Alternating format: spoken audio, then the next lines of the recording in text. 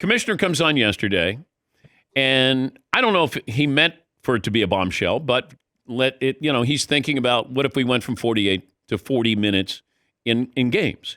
They do this in Europe. They do this in the Olympics. And I think the immediate reaction was, what are we doing here? And I said, commissioners have to think this way. I want your opinion on if the games were 40 minutes as opposed to 48, how would that affect you?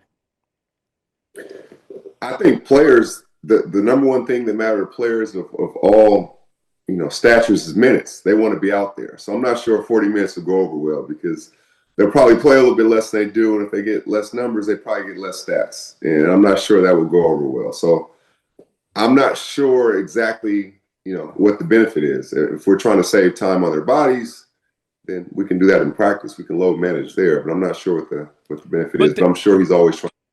But there's going to be the same number of games. There'll just be fewer minutes, so maybe there's not load management. And I think the commissioner said if you take 8 minutes off a game, that's going to add up to 15 games of minutes. So there's wear and tear on your body. If you're still getting paid for playing 82 games, then I get the stats that those would have to be modified if there's incentives in your contract that you have to reach certain numbers, but I can see positives with it, not as many negatives.